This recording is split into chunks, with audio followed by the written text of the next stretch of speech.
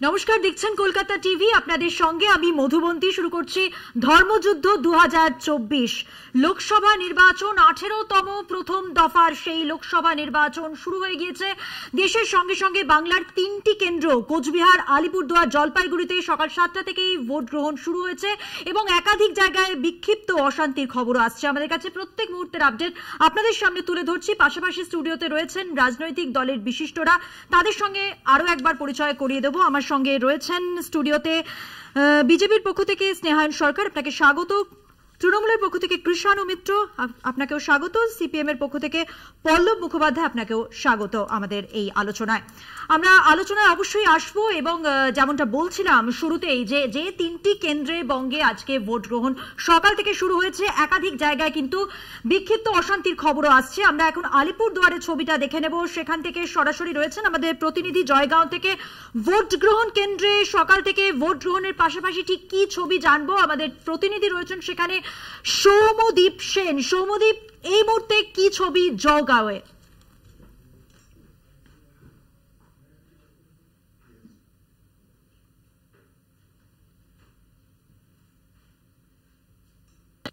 পর্যন্ত কিন্তু লাইন রয়েছে, প্রায় 6টা থেকে কিন্তু এই লাইন রয়েছে। এখনো কিন্তু মানুষ উৎসাহের সাথে আসছে এবং এখানে ভোট গ্রহণ করছে। তাদের যেগুলো জায়গাতে সমস্যা, তারা এটাই চাচ্ছে যে যেই জয়যুক্ত হোক এই সমস্যা তারা সমাধান করে।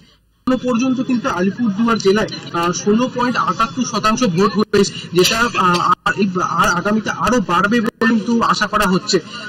মেঘলা ওয়েদার, মেঘলা আবহাওয়া, একদমই মনোরম আবহাওয়া, সবাই কিন্তু আসছে এবং ভোট এখনো পর্যন্ত কিন্তু এখানে কোনো গন্ডগোল বা কোনো সমস্যার কথা কিন্তু এখনো জানা যাচ্ছে না আলিপুরদুয়ার জেলা থেকে। মধুবন্তী।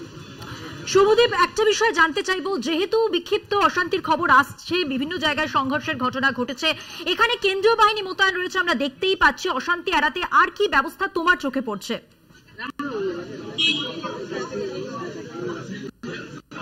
এখানে কিন্তু প্রতি বুথে আলিপুরদুয়ার লোকসভা অন্তত 6 জন করে কিন্তু কেন্দ্রীয় বাহিনীর সদস্যরা আছে এবং কিন্তু তাদের তত্ত্বাবধানে কিন্তু এখানে ভোট গ্রহণ চলছে। এখনো পর্যন্ত কোনো অশান্তি বা সমস্যার কথা কিন্তু এখান থেকে উঠে আসেনি। স্বাভাবিকভাবে কিন্তু সকাল থেকে শান্তিপূর্ণভাবে এই আলিপুরদুয়ার লোকসভা কিন্তু ভোট গ্রহণ চলছে। জয়গাঁতেও কিন্তু চিত্র একই রয়েছে। ধন্যবাদ সৌম্যদীপ। কথা বললাম আমাদের প্রতিনিধি সৌম্যদীপ সেনের সঙ্গে। ভোট গ্রহণ নির্বিঘ্নেই চলছে। ভোট গ্রহণ কেন্দ্রগুলিতে কড়া নিরাপত্তা ব্যবস্থা রয়েছে, সেটা যেমন চোখে পড়ছে, পাশাপাশি কিন্তু যে খবর, যে আপডেট আপনাদের দিচ্ছি, বিক্ষিপ্ত অশান্তির খবরও আসছে।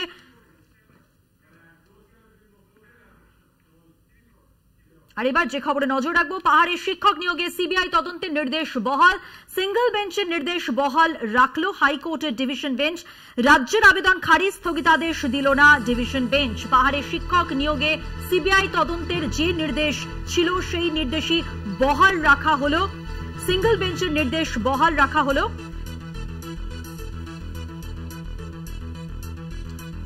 হাইকোর্টের ডিভিশন বেঞ্চ বহাল রাখলো সেই নির্দেশ।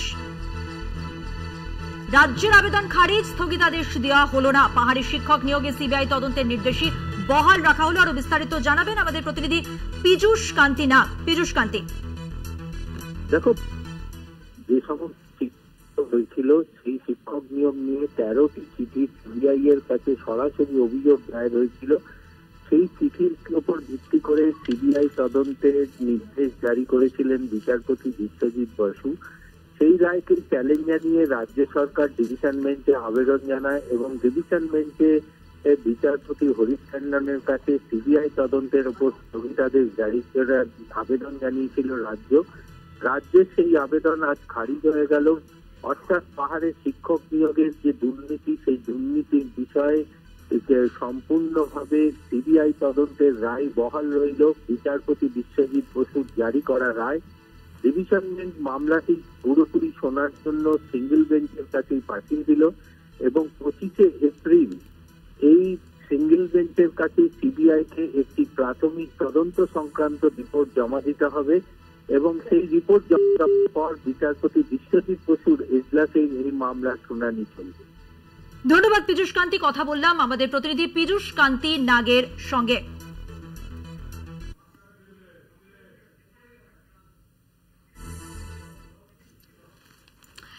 ধূপগুড়ির খবর, সকাল থেকে শীতলকুচির খবর এবং যে সমস্ত জায়গার দিকে আমাদের নজর রয়েছে আমরা আরো একবার দেখে নেব সকাল থেকে এখনো পর্যন্ত ভোট গ্রহণ সংক্রান্ত কি কি আপডেট আসছে আমাদের কাছে। কোচবিহারে বেলা 11টা পর্যন্ত ভোটদানের হার 33.63%, আলিপুরদুয়ারে বেলা 11টা পর্যন্ত ভোটদানের হার 35.20%, জলপাইগুড়িতে বেলা 11টা পর্যন্ত ভোটদানের হার 31.94%। কোচবিহারে বেলা 11টা পর্যন্ত জানিয়ে রাখি ভোটদানের হার 33.63%, আলিপুরদুয়ারে বেলা 11টা পর্যন্ত ভোটদানের হার 35.20%, জলপাইগুড়িতে বেলা 11টা পর্যন্ত ভোটদানের হার 31.94%। বিস্তারিত জানবো নির্বাচন কমিশন সূত্রে আর কি জানা যাচ্ছে। আমাদের সঙ্গে টেলিফোন লাইনে রয়েছেন আমাদের প্রতিনিধি সত্য সুন্দর ভট্টাচার্য। সত্য সুন্দর, কি খবর এখনো পর্যন্ত ভোট গ্রহণ সংক্রান্ত নির্বাচন কমিশন সূত্রে? দেখো, সকাল 11টা পর্যন্ত অর্থাৎ সকাল 7টা থেকে ভোট গ্রহণ শুরু হয়েছে। প্রথম 4 ঘন্টায় যে শতাংশের হিসেব নির্বাচন কমিশনে এসে জমা পড়েছে তাতে দেখা যাচ্ছে যে সকাল 11টা পর্যন্ত ভোট পড়েছে 33.56%। এই 3টি লোকসভা কেন্দ্র কোচবিহার, আলিপুরদুয়ার এবং জলপাইগুড়ি। শতাংশের বিচারে যদি আমরা দেখি তাহলে এখনো পর্যন্ত এই 3টি কেন্দ্রের মধ্যে সবচেয়ে বেশি ভোট পড়েছে আলিপুরদুয়ারে সকাল 11টা পর্যন্ত, সেখানে 35.20%। কোচবিহারে ভোট পড়েছে 33.63% এবং জলপাইগুড়িতে ভোট পড়েছে 31.94%। অর্থাৎ সময়ের সঙ্গে সঙ্গে এই ভোটের শতাংশ আরো অনেকটাই বাড়বে, এমনটাই আশা করছে নির্বাচন কমিশন। একদমই সত্য সুন্দর, আপাতত ধন্যবাদ তোমাকে। পরবর্তী সময় আরো আপডেট জানতে তোমার সাথে আমরা কথা বললাম আমাদের প্রতিনিধি সত্য সুন্দর ভট্টাচার্যের সঙ্গে। বেলা বাড়ার সঙ্গে সঙ্গে সময় যত এগোবে ভোট গ্রহণ চলছে, যেভাবে ভোট গ্রহণ হবেও যে শতাংশ আসবে আমাদের কাছে, যে আপডেট আসবে আপনাদের সামনে তুলে ধরবো। সকাল অবধি এখনো পর্যন্ত যে খবর পাওয়া যাচ্ছে, একদিকে যেমন কেন্দ্রগুলিতে ভোট গ্রহণ হচ্ছে নির্বিঘ্নে বলা যেতে পারে, পাশাপাশি কিন্তু বিক্ষিপ্ত অশান্তির খবর আসছে, সংঘর্ষের ঘটনা ঘটেছে। আমরা যা ছবি এখনো পর্যন্ত দেখেছি সেই নিয়ে এবার বিশিষ্ট রাজনৈতিক বিশ্লেষক যারা রয়েছেন আমাদের সঙ্গে তাদের কাছে আসবো। আমার সকলের কাছে একটাই প্রশ্ন, প্রত্যেকের প্রতিক্রিয়া আলাদা করে জানবো। সকাল থেকে এখনো পর্যন্ত যে ছবি আমরা দেখলাম, সামগ্রিক পর্যবেক্ষণ কি কৃষ্ণদা? দেখো, প্রথম কথা হচ্ছে জলপাইগুড়িতে কিছু আবহাওয়াজনিত একটু বাধা বিপত্তি আছে, কিন্তু মোটের উপর ভালো ভোট হচ্ছে। আলিপুরদুয়ারেও খুব ভালো ভোট হচ্ছে এবং হাড্ডাহাড্ডি লড়াই হবে বলে আমার অনুমান। এবং কুচবিহারে বিজেপি বেশ কিছু জায়গায় সন্ত্রাস চালিয়ে বেশ কিছু জায়গাতে আমাদের ভোটারদেরকে আটকে দেওয়ার চেষ্টা করছে। এর বাইরে আমাদের ভালো ভোটার টার্ন আউট হচ্ছে এবং আমরা প্রচণ্ড কনফিডেন্ট যে কোচবিহারে এবার যে তাদের কেন্দ্রীয় প্রতিমন্ত্রী তার নির্বাচনী ভরাডুবি হতে চলেছে। কিন্তু 2-3 জায়গাতে যেখানে বিজেপি গন্ডগোল করার চেষ্টা করছে, সেটা প্রধানত তৃণমূল বা সাধারণ গ্রামবাসীদের সেখান থেকে ভোটদান প্রক্রিয়া থেকে বিরত করার জন্য। দিনহাটা, মাথাভাঙা, শীতলকুচি, ধূপগুড়ি, যেখানে যেখানে যা ঘটেছে সব নিয়ে একবার স্নেহায়ন বাবুর কাছে আসবো। কি মনে হচ্ছে, যে অভিযোগ তৃণমূলের পক্ষ থেকে আসছে সেটাকে কিভাবে দেখছেন, কি মনে করছেন এই মুহূর্তে? দেখুন, পশ্চিমবাংলায় ভোটে হিংসা একটা ট্র্যাডিশনে দাঁড়িয়ে গেছে এবং বিগত পঞ্চায়েত নির্বাচনে যখন আজকে এখন 12টা বাজে, এখন অব্দি আপনি নিজেও বলছেন মোটের ওপর নির্বিঘ্নে কোথাও কোথাও বিক্ষিপ্ত ঘটনা ডেফিনেটলি আছে এবং সেটাও কিন্তু কোথাও কাম্য নয়। কিন্তু কোথাও ইলেকশন কমিশন বা কেন্দ্রীয় বাহিনী যথাযথ চেষ্টা করেছে যতটা সম্ভব নির্বিঘ্নে ভোটটা করা যায়, মানুষ তার রায় যাতে দিতে পারে। কিন্তু বিষয়টা হচ্ছে কোথাও কোথাও যে হিংসা দেখা যাচ্ছে, এবং হিংসা দেখা এই কারণেই যাচ্ছে কারণ এই যে 3টে কেন্দ্রে, ঠিক আছে, এই 3টে কেন্দ্রে যেরকম কৃষ্ণবাবু বললেন না উনি আশাবাদী, আসলে এই 3টে কেন্দ্র নিয়ে আমরা আশাবাদী নেই, 3টে কেন্দ্র নিয়ে আমরা নিশ্চিত। এই 3টে কেন্দ্রে জয় পরাজয়ের কোনো নিয়ে আমরা চিন্তা করছি না, মার্জিন নিয়ে চিন্তা করছি এবং তৃণমূল হার নিশ্চিত জেনেই পরাজয় নিয়ে চিন্তা করছেন না। মানুষ কেন ভোট দেবে জানবো আপনার কাছ থেকে, একবার শুনে নেব ওভারঅল পর্যবেক্ষণটা পল্লব বাবুর কাছ থেকে। যার ক্ষমতা সে সেখানে লুটে নেবে, এই দুটো জায়গায় আগে যে মুখপাত্ররা বললেন সেখান থেকেই বোঝা গেল যে সেখানে বিজেপির একটু ক্ষমতা বেশি, এই জন্য আজকে তৃণমূল বেশি মার খাচ্ছে। এবং যত উত্তরবঙ্গ থেকে ভোট আস্তে আস্তে নিচের দিকে নামবে তত দেখা যাবে বাম, কংগ্রেস এরা বেশি মার খাচ্ছে। তারপরে শুরু হবে মিত্রের লিস্ট এবং এইটাই চলবে ধারা। এই যে পার্সেন্টেজ বললেন না আপনারা, এত পার্সেন্টেজ অলরেডি ভোট পড়ে গেছে। এই কেন্দ্রগুলোতে প্রায় জলপাইগুড়িতে 19 সালে প্রায় 90% কাছাকাছি ভোট পড়েছিল, আলিপুরদুয়ারে 83% কাছাকাছি। এবারও পার্সেন্টেজটা এমনই থাকবে।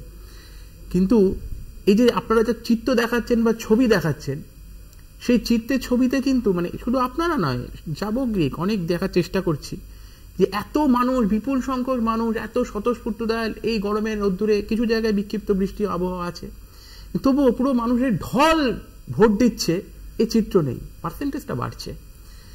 এবং এই যে একটা জায়গায় দেখা গেল ইভিএম এর সমস্যা, যে মকপোলে রয়েছে ভোট এত 128টা পড়ে গেছে, 68 জন দিয়েছে, সেখানে কিন্তু এখনো কি সুরাহা হলো সেটা হলো না।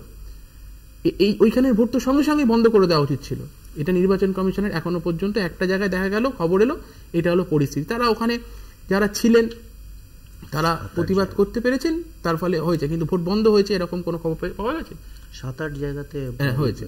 তো এটা হলো পরিস্থিতি। এবং এই যে এখনো আপনারা মাঝে মাঝে দেখাচ্ছেন এই যে মারামারি হচ্ছে, পুলিশ নেই, রাস্তায় দাঁড়িয়ে আছে, সে শাসক দলই হোক, বিজেপি হোক, যেই হোক, লাঠি সোটা নিয়ে দাঁড়িয়ে আছে, প্রশাসন নেই, ভোট পার্সেন্টেজটা বেড়ে যাচ্ছে। এই যে জায়গায় আমরা আলটিমেট দেখতে পাচ্ছি এখনো পর্যন্ত শান্তি শৃঙ্খলা ভাবে ভোট হচ্ছে বা সামথিং দেখতে পাচ্ছি, নির্বাচনের রেজাল্ট বেরোবে, যখন বেরোবে তখন বোঝা যাবে যে মানুষ কি দিলেন ভোট। কিন্তু এই যে আপনি যে প্রশ্নটা করলেন না লাস্টে, যে কেন ভোট দেবে, এই যে বিজেপি বলেছে আমরা নিশ্চিত জিতবো, তৃণমূল বলছে আমরা এবার আবার জিতে আসবো, কিন্তু এই যে 5 বছরে কি হলো, 18খানা এমপি এমএলএ সবাই এদের রয়েছে, আমরা শূন্য, আমরা নেই। কিন্তু এই যে জায়গাগুলোতে ভোট হচ্ছে, 100 দিনের টাকা, কাজের টাকা কি তারা ওখানে পাচ্ছে? ওখানে তো এমএলএ এমপি আছে বিজেপির, পাচ্ছে না। কিন্তু আবাস যোজনার ঘর পাচ্ছে না, কিন্তু ওখানে মারামারিটা পাচ্ছে, সেখানে নিশীথ প্রামাণিক ওখানে মন্ত্রী। আমরা এই প্রসঙ্গে ফিরবো। বিজেপি মুখপাত্র সৌমিক ভট্টাচার্য সাংবাদিকদের মুখোমুখি হয়ে ঠিক কি বলছেন সরাসরি শুনে নেবো একবার।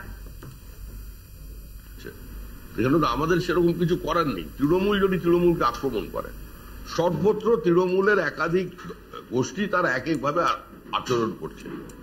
কোথাও একদিকে প্রতিষ্ঠিত যারা তৃণমূল, তাদের বাড়িতে তৃণমূল পৌঁছে যাচ্ছে, আবার কোথাও শোনা যাচ্ছে যে তৃণমূলের কর্মী, চিহ্নিত তৃণমূলের কর্মী, তারা আবার ভোটারদের বার করছেন তাড়াতাড়ি ভোট দেওয়ার জন্য। উদ্দেশ্য কি বোঝা যাচ্ছে না।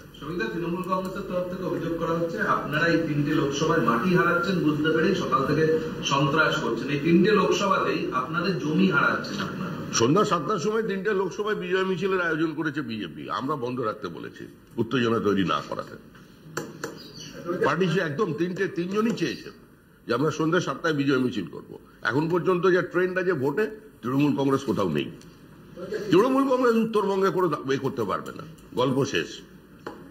পরিস্থিতি যেমন বদল হচ্ছে, আগে আপনারা অভিযোগ করছেন তৃণমূলের বিরুদ্ধে, আপনারা মার খেয়েছেন বা আপনাদের মারধর করা হচ্ছে, তৃণমূল মারধর করেছে, কিন্তু আজকে তৃণমূল পাল্টা অভিযোগ করছে যে আপনারা নাকি মারধর করছেন। পৃথিবী বদলাচ্ছে, দেশ বদলেছে, রাজ্যেও বদল আসবে দেরিতে হলেও। তৃণমূল যা করেছে, আজকে মানুষ রুখে দিচ্ছে। তৃণমূল যে ভাষা বোঝে, বিভিন্ন জায়গায় জায়গায় আজকে মানুষ সেই ভাষায় তৃণমূলের সঙ্গে কথা বলছে। এরপরে মহিলারা নেমে পড়বেন। গতবারে লোকসভা নির্বাচনে দেখা গিয়েছিল মহিলারা নেমে ভোট করিয়েছিলেন, এবারে মহিলারা নামবেন। লক্ষ্মীর ভান্ডারের আসল লক্ষ্মী যারা, যাদের পয়সা লুট করেছেন, সেই লক্ষ্মীরা রাস্তায় থাকবে। এবার সমস্ত প্রতিরোধ তৃণমূলের ভেঙে দেবে। যত সময় বাড়বে তৃণমূলের অভিযোগ তত বাড়বে। চান্দাবাড়িতে বিজেপির বুথ সভাপতিকে তৃণমূল আক্রমণ করেছে বলে আক্রমণ তো তৃণমূল করছেই। বিজেপি বিরোধী দল, তা বিজেপি কর্মীর আক্রান্ত হবে না, বিজেপি কর্মী খুন হবে না, বিজেপি কর্মী বাড়িতে আগুন লাগবে না, এটা তো স্বাভাবিক। এগুলো তো হবে, এটা হবে জেনেই আমাদের কর্মীরা ময়দানে আছে, গতকাল রাত্রি থেকে আছে। প্রাথমিকভাবে তৃণমূল কিছুটা সফল হয়েছিল কয়েকটা বুথের ক্ষেত্রে, যেমন আমি তো বললাম জলপাইগুড়ি 10-12টা জায়গায় তৃণমূল দখল নিতে গিয়েছিল, এখন সব সরিয়ে দেওয়া হয়েছে। তৃণমূল যে ভাষা বোঝে সেই ভাষায় ডাবগ্রাম ফুলবাড়িতে করে দেওয়া হয়েছে। সার্বিকভাবে এই 3টে জায়গায় যেখানে ভোট হচ্ছে আপনাদের বিরুদ্ধে, যেখান থেকে যা যা অভিযোগ আছে, তৃণমূল কংগ্রেস অভিযোগ করছে বা অন্য অভিযোগ করছে, তার প্রেক্ষিতে এক কথা আপনাদের বক্তব্য কি হবে? মানুষ প্রতিরোধ করছে, স্বতঃস্ফূর্ত প্রতিরোধ। সন্দেশখালীতে দেখেছিলেন যে মহিলারা তারা প্রতিরোধ করেছিলেন, যারা প্রতিরোধ করেছিলেন, যারা অভিযোগ করেছিলেন, অনেকের বাড়িতেই মমতা বন্দ্যোপাধ্যায়ের ছবি বিদ্যমান, হয়তো এখনো আছে। এবং একই সঙ্গে মনে রাখতে হবে তারা 1000 টাকা করে এবার তাহলে শ্রমিক বাবু যা যা বললেন সেই প্রসঙ্গে আসি। কৃষ্ণানুদা, শ্রমিক বাবু কি বললেন না জমি হারাবার ভয়ে যে সন্ত্রাস ছড়াচ্ছে বিজেপি তৃণমূল অভিযোগ করছে সেটা একেবারেই নয়। সকাল সকালই বোঝা গেছে, বিজেপি বুঝে গেছে উত্তরবঙ্গে কিন্তু গল্প শেষ হয়ে গেছে তৃণমূলের। এর প্রেক্ষিতে কি বলতে চাইবেন? ওই জন্য অনভিপ্রেতভাবে দুপুর 12টার সময় একটা এমার্জেন্সি প্রেস কনফারেন্স শ্রমিকবাবুকে কল করতে হলো।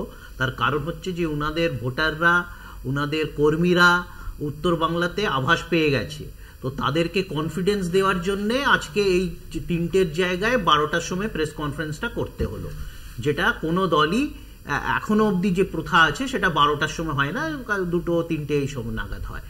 তো নিশ্চয়ই এই থেকেই বোঝা যাচ্ছে যে তাকে কনফিডেন্স দিতে হচ্ছে। তার কারণ হচ্ছে তার যে জেলা নেতৃত্ব, তাদের রাজ্য নেতৃত্ব, তাদের যে লোকাল অবজারভার, তারা ফেল করছে সব জায়গায়। মানুষের প্রতিরোধ, যেটা বললেন না যে মানুষের প্রতিরোধই তো হচ্ছে। মানুষের প্রতিরোধই পঞ্চায়েতে হয়েছিল, যেটা এখন কানুনি গাইছেন নির্বাচনী পরবর্তী। কিন্তু আমরা এটা বলে রাখি, 4 জুনের পর তখন এই ভোট পরবর্তী এসব যাতে ডাইনামিক্স না আসে, এইসব ন্যারেটিভ না আসে, তখন শ্রমিকবাবুর এই ভিডিওটাই আমরা 10বার জায়গায় চালিয়ে দেবো যে এই মানুষের প্রতিরোধের জন্যই আজকে শ্রমিকবাবু 3টের জায়গায় 12টাতে প্রেস কনফারেন্স করে তার কর্মীদের, তার গুন্ডা বাহিনীকে বার্তা দিতে বাধ্য হচ্ছেন। তার কারণ হচ্ছে উত্তর বাংলাতে মানুষ নেমেছে বিজেপির গুন্ডাদের, নিশীথ প্রামাণিক এবং তাদের এই মোদিজির গুন্ডা বাহিনীকে প্রতিহত করার জন্য। আমি স্নেহান বাবুর কাছে আসবো একটা ছোট্ট বিরতি নিয়ে। এই আলোচনা আমাদের সঙ্গে থাকছেন আপনারাও।